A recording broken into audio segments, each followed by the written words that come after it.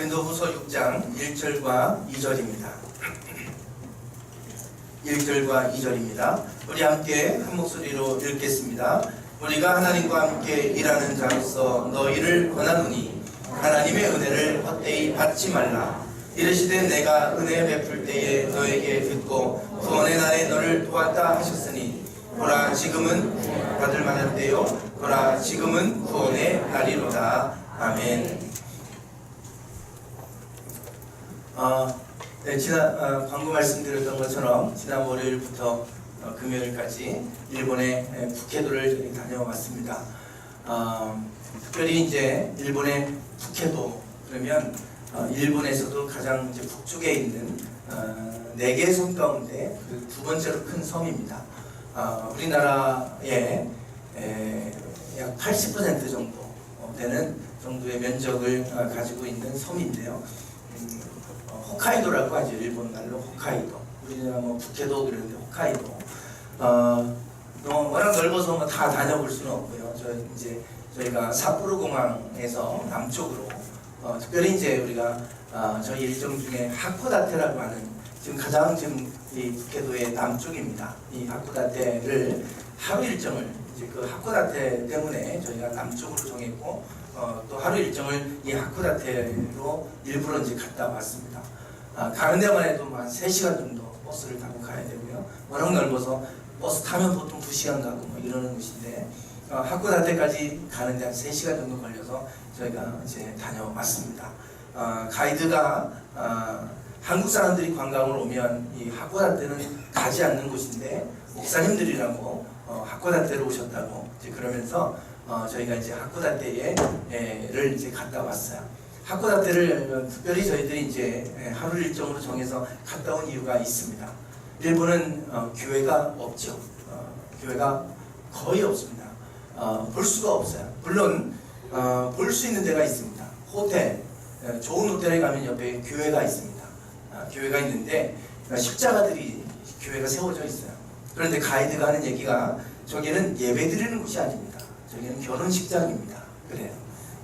일본 사람들은 태어나면 아이를 데리고 가장 먼저 어디로 가냐면 신사로 갑니다.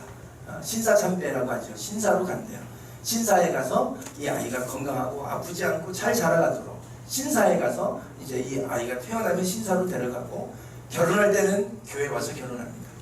그래서 이제 그 교회 내부를 보니까 십자가가 있고요. 예수님 십자가 달리신 그림도 있고 아주 정말 교회처럼 해놨어요. 너무 이쁜 교회처럼. 그런데 이제 아마 서양 문물이 들어오면서 결혼을 서양식으로 하니까 그게 아주 그 사람들한테는 로망처럼 보이나 봐요. 그래서 교회에서 십자가 밑에서 신부님 아르바이트 알바 신부님을 모시고 그리고 이제 결혼식을 합니다. 그리고 나서 장례식장 장례를 치르게 되면 절에 가서 합니다. 스님 알바 스님을 모시고 절에 갑니다. 이게 일본이에요. 들어보니까 참 아주 웃긴 나라입니다. 정말 웃긴 나라예요.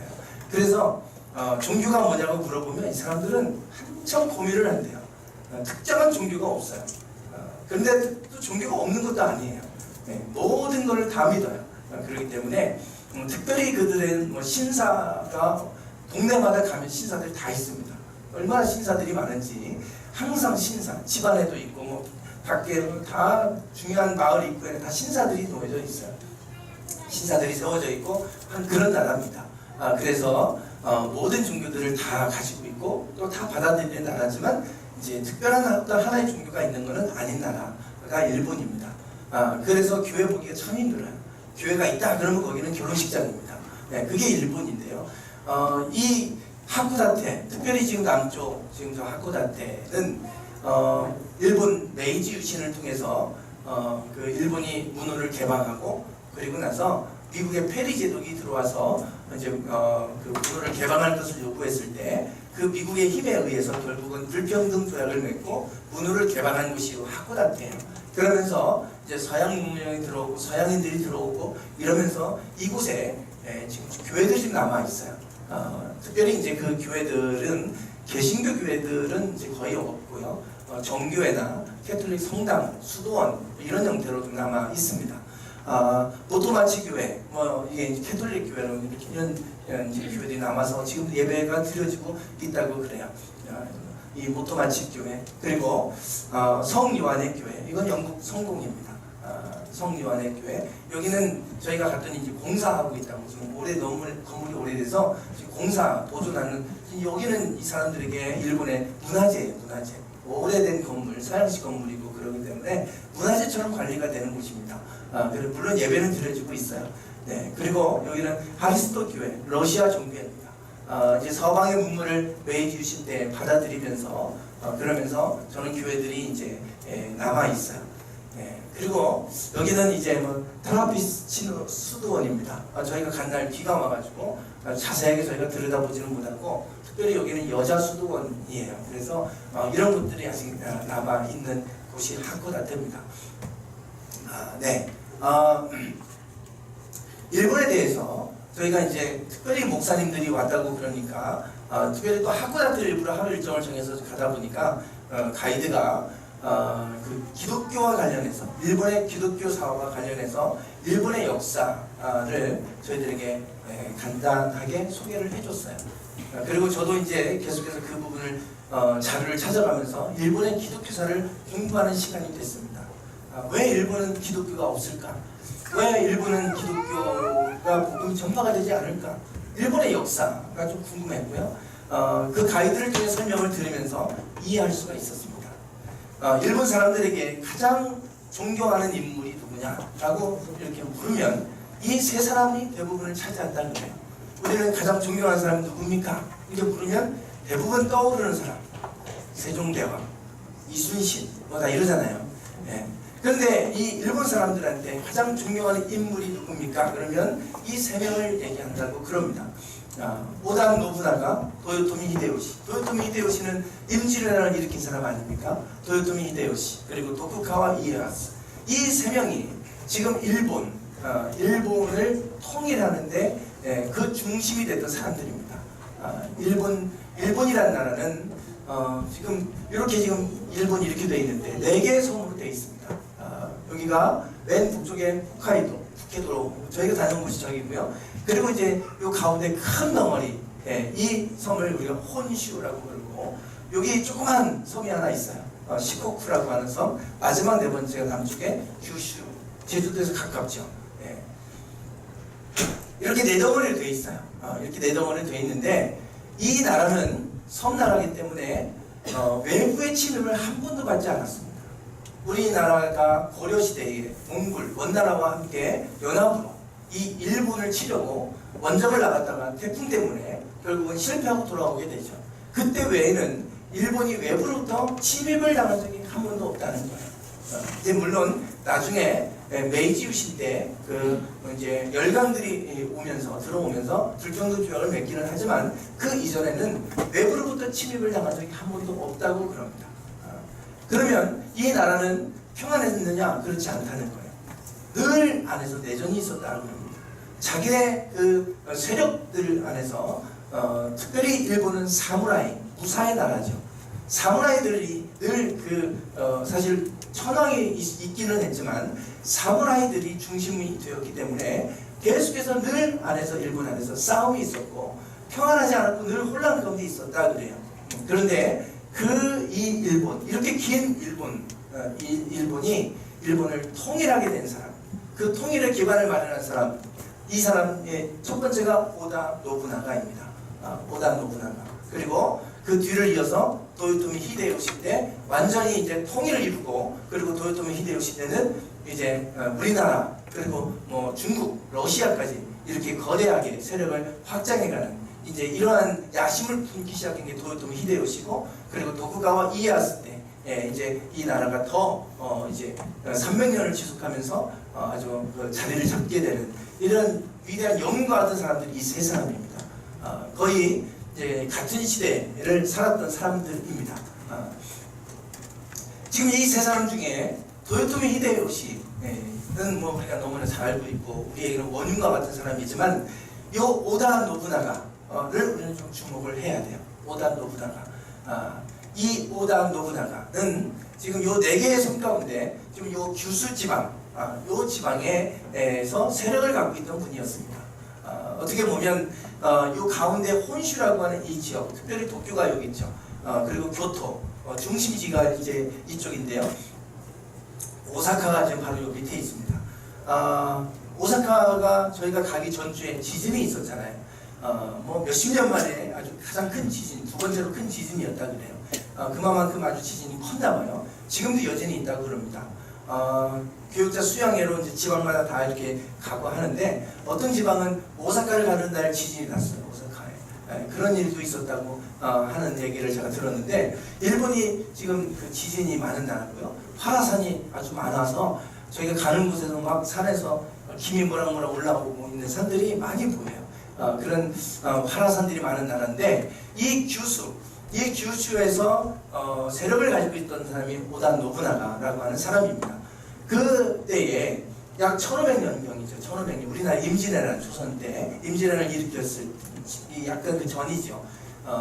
그때에 서양에서는 이미 이제 강대국들이 일본에게 통상을 요구하기 시작을 했던 거예요. 그 시기에 통상을 요구하기 시작을 했지만 이 일본 전역에서는 쇄국 정책을 펴게 됩니다. 쇄국 정책을 하면서 문호를 개방하지 않고 서양에 의해서 자기들이 침탈당하는 것이 두려워서 쇄국 정책을 펴요. 문을 꼭꼭 걸어 잠그고 절대 문호를 개방하지 않았습니다. 그런데 이 오다 노부나가는 달랐어요. 이 사람은 이 규슈 지방에 있으면서 서양 문물을 받아들입니다. 그래서 포르투갈과 무역을 하고 포르투갈 사람들이 이제 들어오면서 포르투갈 문명을 받아들여요. 그래서 그때 포르투갈 선교사가 가장 먼저 일본 땅을 밟게 됩니다. 물론 카톨릭이었어요. 포르투갈은 카톨릭이 아주 강성한 나라죠. 이 포르투갈 신부가 이 규슈에 들어오게 됩니다. 그리고 이제 캐톨릭이 전파되기 시작하면서 많은 카톨릭 신자들이 나오기 시작해요. 나가사키가 이제 이쪽에 있죠. 나가사키. 영화 침묵이라는 것을 보면 나가사키에서 얼마나 많은 순교자가 나오는지 몰라요. 이곳이 바로 이제 규슈 지방에서 신약의 복음이 전파가 되기 시작을 했는데 오다 노부나가는 왜 서양의 문물을 받아들이고 그러면서 그때 총을 받아들이게 되는 거예요. 그러면서 이 다른 일본 지역에서는 무사의 나라 사무라이들이 다 칼을 들고 다녔고 칼로 싸웠던 시대에 이 오다 노부나가는 총을 받아들입니다. 그리고 이 사무라이들에게 칼을 버리게 하고 총을 쥐어준 거예요. 그리고 총을 갖고 싸우니까 이게 싸움이 안 되잖아요. 그러면서 일본 전역을 통일하게 됩니다. 이게 오부나가가 한 일이었어요. 오다 노부나가는 이 총만 받아들이고 문물만 받아들이는 게 아니라 기독교도 받아들였어요. 그 기독교도 공인합니다. 물론 자기가 기독교인이 되지는 않았지만 기독교를 공인해요. 마음껏 그 기독교를 믿을 수 있도록 다 허용해 줍니다. 그래서 일본을 통일했을 때에도 기독교가 얼마나 많이 번창을 했는지요. 그 당시 일본 인구가 1500만 정도였는데 그중에 80만이 기독교 신자였다 그럽니다. 그 정도로 일본에 많은 기독교 신자들이 있었던 시대였고요. 이 오다 노부나가 때 기독교는 큰 부흥을 하게 돼요.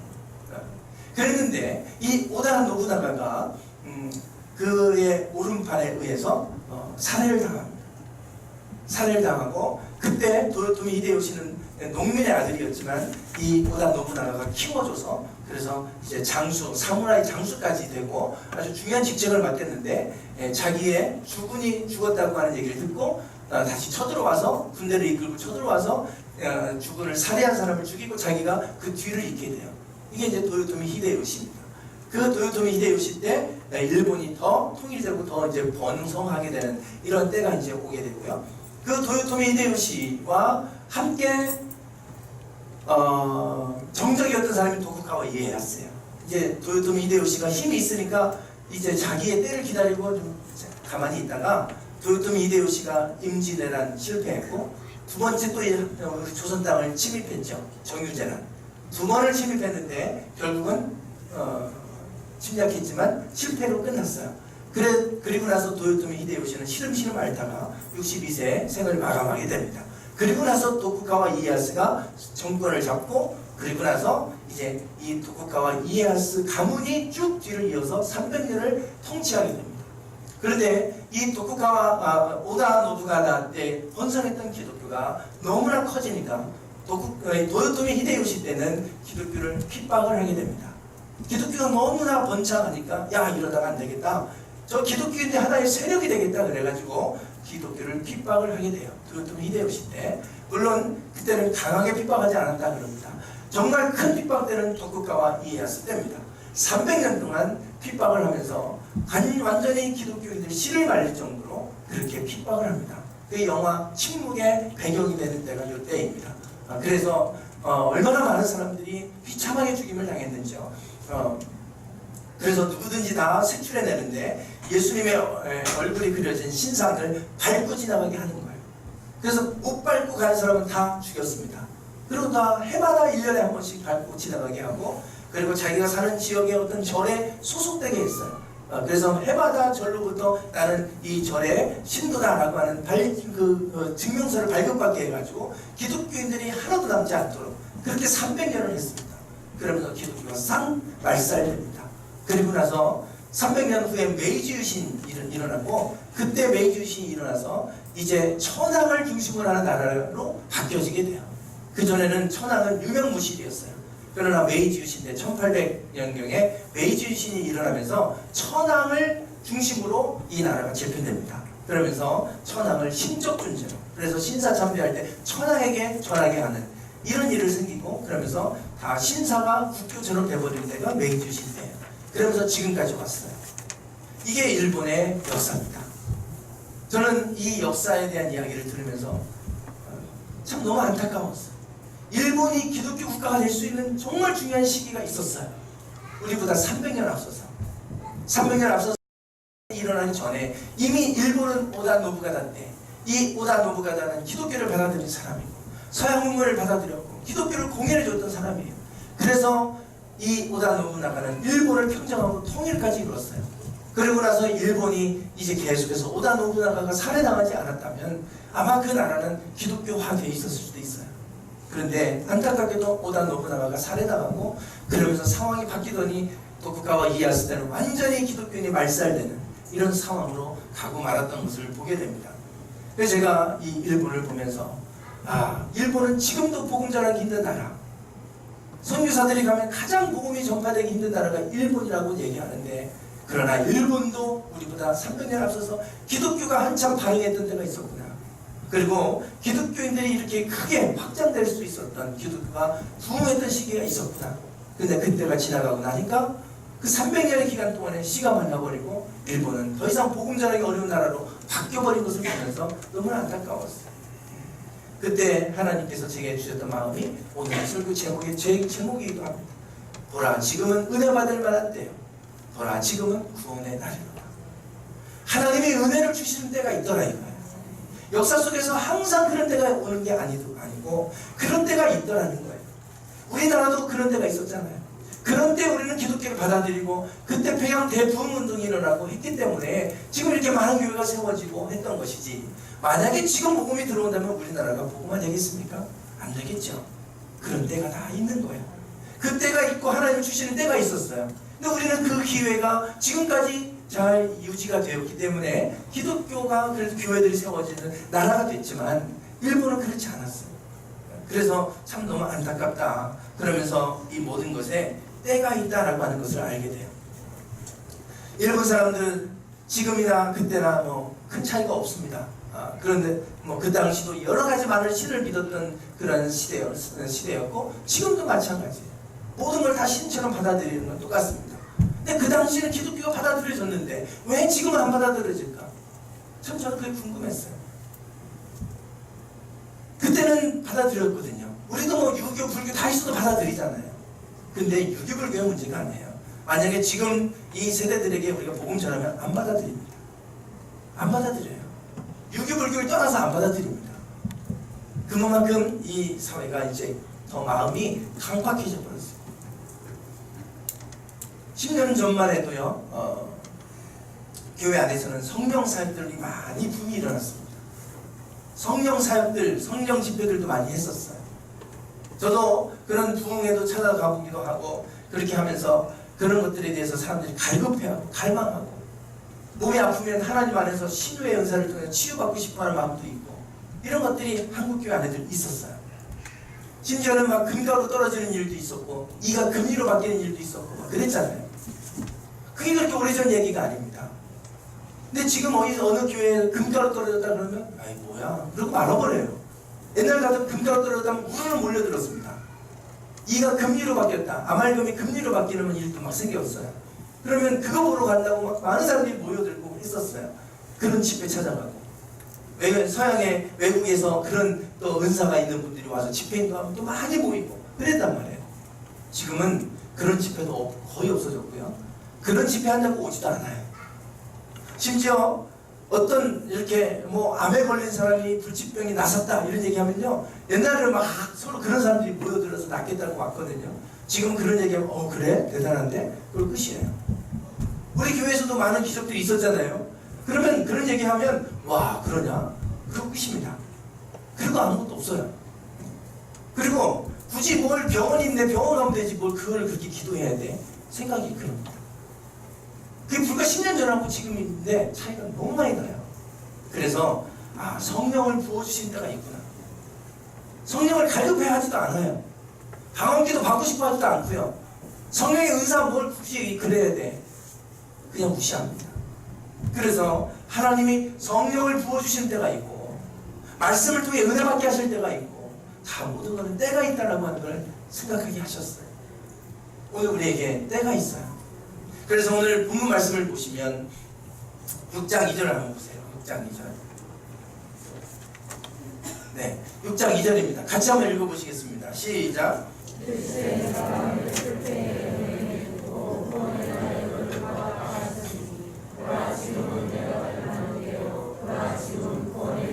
아멘. 보라 지금은 은혜 받을 만한 때라 그래요. 은혜라고 하는 것은 값없이 주시는 거예요. 그 반대는 내 공로로 대가로 얻는 겁니다. 공로예요. 공로. 내가 먼저 한 만큼 대가를 누리는 것. 그게 공로라면 은혜는 내가 한 거와 상관없이 하나님이 그냥 주시는 선물이에요. 은사는 선물이에요. 그래서 이 은혜는 하나님이 값없이 우리에게 베풀어 주시는 거예요. 내가 비록 죄를 범했지만 하나님의 은혜로 죄를 용서해 주셔서 우리가 구원받는 거잖아요. 모든 은혜, 하나님이 우리에게 값없이 주시는 것, 이런 것이 은혜 받을 때가 있다 이거예요. 지금은 은혜 받을 만한 때, 하나님의 은혜가 부어지는 때라는 겁니다. 값없이 우리에게 주시는 때가 온다 이거예요. 그러나 그때가 지나고 나면 은혜를 받고 싶어도 받을 수 없는 때가 온다는 거죠. 구원도 마찬가지입니다. 구원의 달이 항상 열려있는 것 같지만 구원의 달이 항상 열려있는 게 아니더라 이거예요. 일본을 보면서 저는 그걸 느꼈어요. 그렇게 좋았던 시기가 있었는데 너무나 안타까워요. 그 시기를 잃어버리고 나니까 결국은 지금은 아무리 복음을 전한다고 해도 복음이 전혀 들어가지 않는 나라가 되어버렸어요. 일본을 보면서 하나님을 모르고 번성하고 나니까 부욕해 되니까 하나님 찾지도 않아요. 그러나 그 전에 이미 오래전에는 500년 전만 해도 그 나라가 가난했고 어려울 때는 복음이 들어왔을 때 하나님을 받아들였어요. 잘 살아지고 나니까 복음을 받아들이려고 하지 않아요.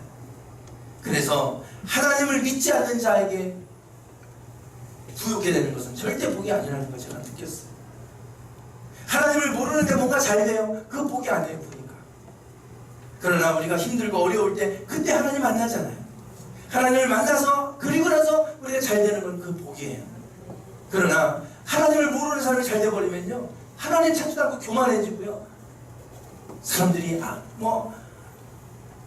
너무나 교만해져서 우리가 말하는 소리 갑질 같은 일들이 일어나고 이러지 않습니까? 절대 복이 아니더라 이거예요. 그래서 하나님이 우리에게 은혜를 주실 만한 때가 있더라. 그때 우리가 은혜를 받아야 되고 구원 받을 때가 있어요. 그때 구원을 받는 겁니다. 저는 책 읽는 걸 좋아해서 일주일에 한 번, 두 번씩 서점에 가서 책을 보고, 책을 이렇게 쭉 어떤 책들이 나왔나, 지금 어떤 책들이 나오나 읽어보고, 거기서 또 새로운 책들이 나오면 사와서 그리고 책을 또 보기도 하고 그렇게 했었어요. 근데 요즘에는 귀찮아지는 거예요. 책방에 가도 그 책이 그 책 갖고 오랫동안 가니까 그 책이 돌고 해서 맨날 거기서 거기에 그 책 내용이, 그러니까 자꾸 봐도 그 책들이네 이렇게 되는 거예요. 그러니까 서점도 잘 안 가지게 되고요. 그리고 책장에 있는 책을 뽑아서 읽어보려고 하면 귀찮아지는 거예요. 그래서 제가 책을 막 읽고 싶을 때가 있더라. 그때 지식이 쌓여지는 때예요. 그러니까 그때가 늘 있는 게 아니에요. 보니까 책을 막 읽고 싶을 때가 있어요. 그때는 뭐 책을 읽고 싶어서 제가 박사학위 공부할 때는 책을 그렇게 읽고 싶은데 읽을 시간이 안 나니까 끝나고 나서 도서관에 가서 책을 막 몇 권씩 싸들고 와서 도서관에 책을 읽고 그랬어요. 하루 종일 읽으면 3권씩 읽고 막 그랬습니다. 그럴 때가 있더라고요. 성경도 마찬가지입니다. 성경이 막 왜 이렇게 꿀속이죠 단지 읽으면 너무나 말씀이 막 쏙쏙 막 박히고 머릿속에 이럴 때가 있어요. 항상 그럴 때가 있는 거 아닙니다. 일부러 내가 읽어보려고 해도 이게 눈에 안 들어올 때가 있어요. 그때는 막 읽어도 도대체 뭘 읽었는지도 모르겠고, 근데 어떤 때는 읽으면 막 그게 모든 말씀들이 꿀속에 좀 달아요. 그럴 때가 있습니다. 하나님의 성경을 읽도록 해야 하실 때가 있어요. 그래서 그걸 통해 은혜를 주실 때가 있는 거예요. 기도도 마찬가지입니다. 하나님 기도시키실 때가 있어요. 나 기도하고 싶어. 그때 기도하셔야 돼요. 그때가 지나가면 내가 기도하고 싶은 말도 안 들어와요. 귀찮아져요. 다 기도할 때가 있더라고요. 그리고 성경 읽을 때가 있는 거고 은혜 받을 때가 있는 거예요. 설교 말씀이 다 쏙쏙쏙쏙 귀에 들어와서 너무나도 막 달 때가 있어요. 근데 어떤 때는 말씀이 하나도 안 들어올 때가 있잖아요. 하나님이 은혜를 주시는 때가 있는 겁니다. 내가 노력해서 되는 게 아니라 하나님이 은혜를 주시는 때가 있는 거예요. 구원의 때가 있는 겁니다. 우리는 그때를 우리가 놓쳐서는 안 돼요. 그때가 지나고 나면 은혜가 받고 싶어도 은혜 받을 수 없는 때가 온다. 이게 고린도후서 6장에서 우리에게 하고 있는 말씀이에요. 누가복음 21장 24절 이 은혜 받을 만한 때가 있고 구원의 때가 있다고 그랬잖아요. 예수님도 제자들에게 마지막 때를 얘기하면서 이런 말씀을 하세요. 한번 읽어보겠습니다. 시작. 저희가 하나님의 주님을 향하여 모든 이방에 사로잡혀가겠고 아멘. 여기 보시면 이방인의 때에 대해서 얘기합니다. 이방인의 때가 있다. 이 유대인들이 칼날에 죽임을 당한다는 거예요. 저희는 유대인들 이스라엘 백성을 얘기합니다. 저희가 칼날에 죽임을 당하고 모든 이방에 사로잡혀 갈 것이다. 어느 때까지? 이방인의 때가 찰 때까지. 그리고 그 땅은 이방인들에게 잘 밟히게 될 것이다 그랬어요. 이방인의 때를 얘기합니다. 즉 이방인들에게 복음이 전파돼서 그들이 하나님을 알고 하나님을 믿고 구원받는 구원의 때를 얘기하는 거예요. 구원받는 날이 때가 있는데 그 때를 성경은 이방인의 때다 이렇게 얘기합니다. 우리는 다 이방인이잖아요. 이스라엘 백성 빼고 다 이방인입니다. 이방인들이 구원받을 수 있는 때가 있다는 거예요. 그 때가 찰 때까지 이스라엘은 짓밟힐 것이다 이랬어요. 여러분 AD 70년에 로마에 의해서 철저히 다 붕괴됐고 망했고 칼날에 의해 다 죽임을 당했고 그리고 그들은 전 세계에 뿔뿔이 흩어졌습니다. 그리고 나서 1948년에 이스라엘은 독립했어요. 다시 그 땅으로 돌아갔습니다. 그리고 지금 그들의 나라를 세웠어요. 약 1900년 기간입니다. 이 기간 동안에 복음은 로마를 통해서 미국을 통해서 전 세계로 지금까지 전파됐어요. 그래서 1900년 우리나라도 1884년도에 선교사들이 한국에 들어갔고 1907년도에 대부흥운동이 있었잖아요.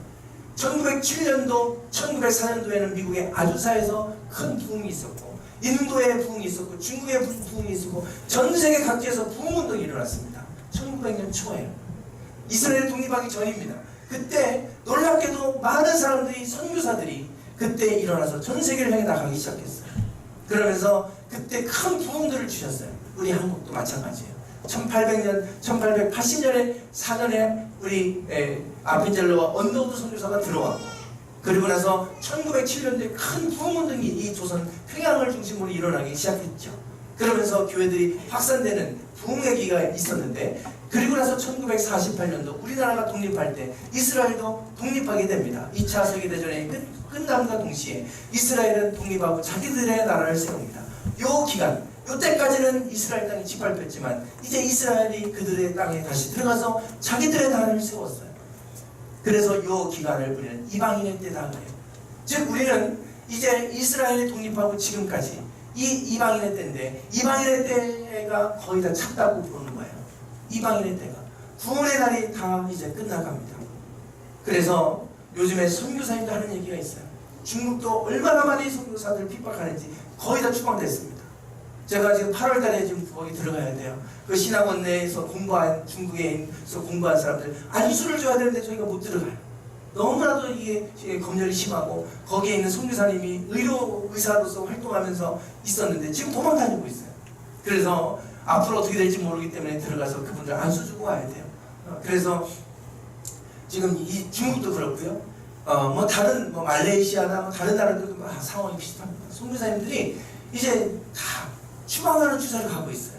예전에는 선교사인 거 알면서도 그냥 인정해주고 그냥 묵인하고 말았어요. 인도도 마찬가지입니다. 지난번 우리 선교사님 왔다 가셨는데 인도도 지금 많이 위험하다 그래요. 추방도 하고 지금 이런 상황을 가고 있어요. 계속해서 이제 선교사들이 추방당하는 시기입니다. 복음의 문이 닫히는 시대. 이방인의 때가 찰 때까지 이스라엘은 이방인들이 잡힐 것이다. 때가 있다고 말씀하잖아요. 이것을 로마서에서는 좀 더 구체적으로 말씀해 줍니다. 한번 읽어보겠습니다. 시작.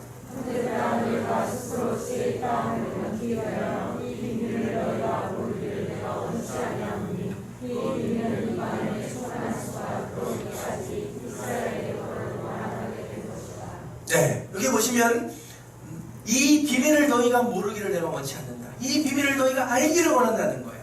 그건 뭐냐? 이 비밀은 뭐냐? 이방인의 충만한 수가 들어오기까지 이스라엘의 도로를 완악하게 될 것이다. 이스라엘이 결국은 그 감람나무가 배임을 당하고 거기에 돌감람나무가 접붙임을 당해서 이방인들이 거기서 자라나서 성장했지만 이제 이방인들 마지막 때가 되면 이방인들의 때가 차면 이스라엘을 하나님 구원할 거다 말씀하셨어요.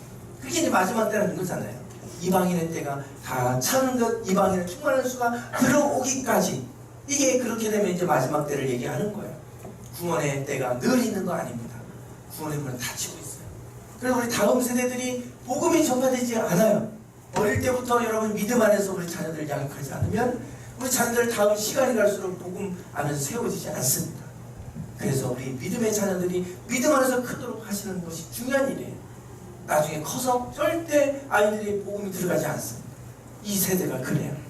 그리고 구원의 때가 이미 닫히고 있기 때문에 은혜 무슨 죽었다 살아나도 쳐다보지도 않을 겁니다. 지금 뭐 암 환자가 나섰다고 쳐다보지도 않아요. 그거 병원 가서 항암 치료 받아야지 왜 교회에서 그런 일을 하냐고 이렇게 오히려 비난을 받는 시대입니다. 그렇기 때문에 예전처럼 교회에서 복음 전한다고 해서 사람들이 교회 찾아오고 이러지 않아요. 구원의 문이 닫히는 시대로 가고 있다는 거예요. 그래서 고린도후서 6장 1절에 우리에게 마지막으로 말씀하는 권하는 게 이겁니다. 함께 읽겠습니다. 시작.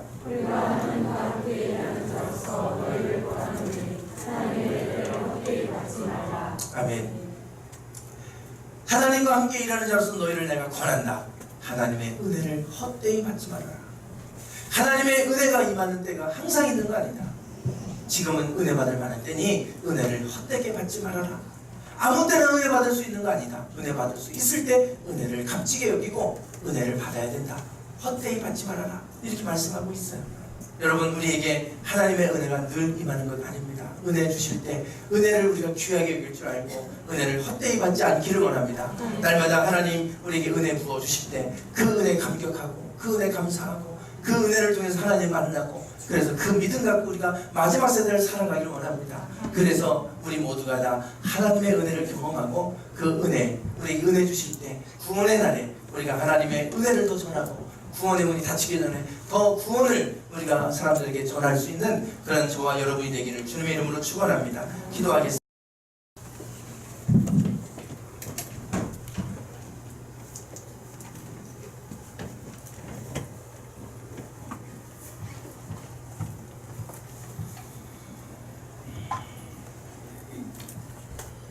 갈수록 세상은 악해져 가고 있습니다. 많은 이들이 하나님을 떠나가고 있고 하나님이 어디에 있느냐고 비아냥됩니다.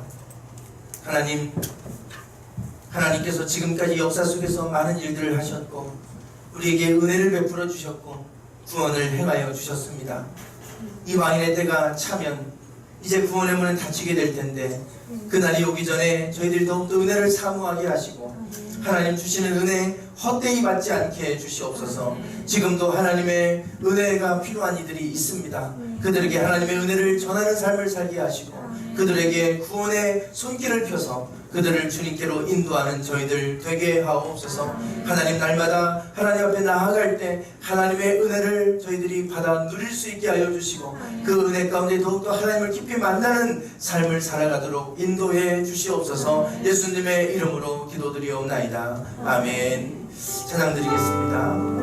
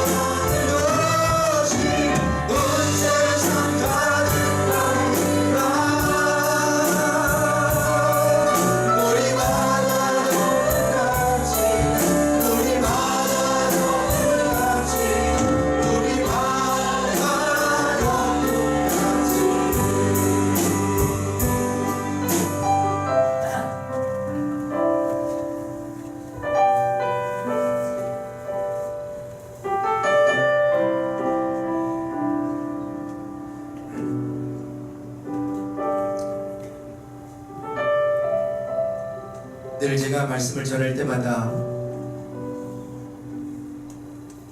늘 한 가지 걸린 게 있었습니다.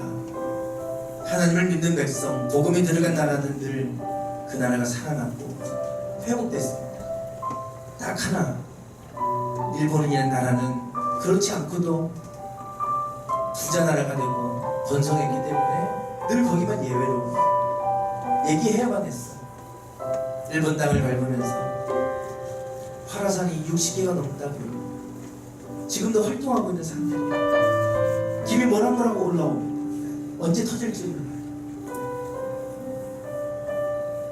지지난주에는 오사카에서 지진이 있었는데 두 번째로 큰 지진이었다. 그러면서 30년 이내에 일본에서 큰 지진이 있을 거다, 이런 전망들도 나오고, 큰 지진이 일어나고 화산이 폭발하고 그러면 그 나라는 어떻게 될지 아무도 알 수가 없는 나라입니다. 잘 산다고 그게 좋은 게 아니에요. 그 나라가 언제 무너질 수도 있을지 몰라요. 그런 걸 보면서 참 저들이 빨리 복음을 받아들였으면 좋겠다, 그 마음, 간절한 마음 가지고 왔는데, 그 일본 땅뿐만 아니라 오늘 우리의 삶도 마찬가지입니다. 그 날이 언제 올지 우리는 몰라요. 주님 오실 날이 언제 오실지 우리는 모릅니다. 이방인의 때가 거의 다 찼음을 알게 됩니다. 구원의 때가 다 끝나가고 있습니다. 하나님, 우리가 은혜 받을 만한 때에 은혜 받게 하여 주시옵소서.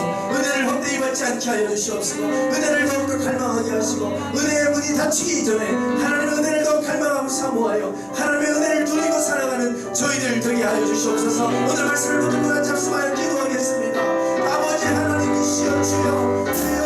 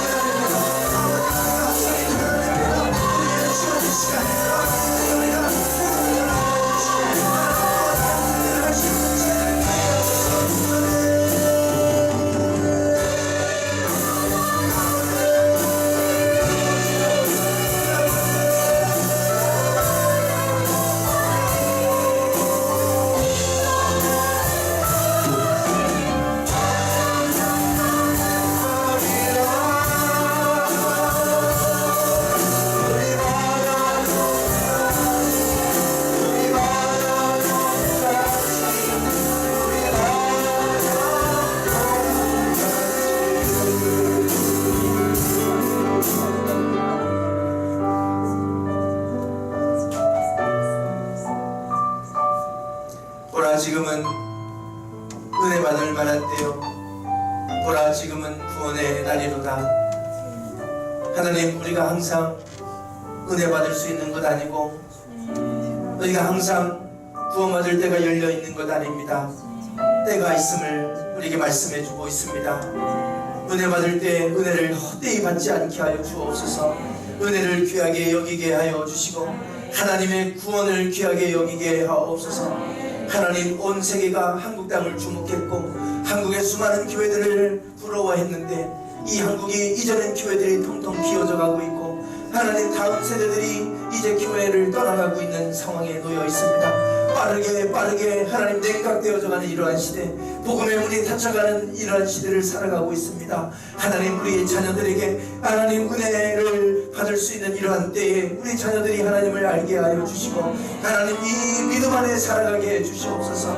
우리도 하나님 이 은혜의 때에 하나님 은혜 받게 하여 주시고 그 받은 은혜로 그 미세워진 믿음으로 마지막 때에 승리하며 살아가게 해 주옵소서. 하나님, 이제 구원의 문들이 닫혀져 가는 모습을 봅니다. 각 나라들마다 선교사들이 추방당하는 이러한 시대, 하나님 복음의 문이 닫혀져 가는 시대, 더욱더 복음 안에 살기가 어려워져 가는 이러한 시대를 우리가 살아갑니다. 하나님, 더욱더 우리가 깨어있게 하여 주시옵시고 더욱더 은혜를 갈망하게 하시고 은혜 받을 수 있을 때 더 많은 은혜를 받고 은혜 속에 살아가는 저희들 되게 하옵소서.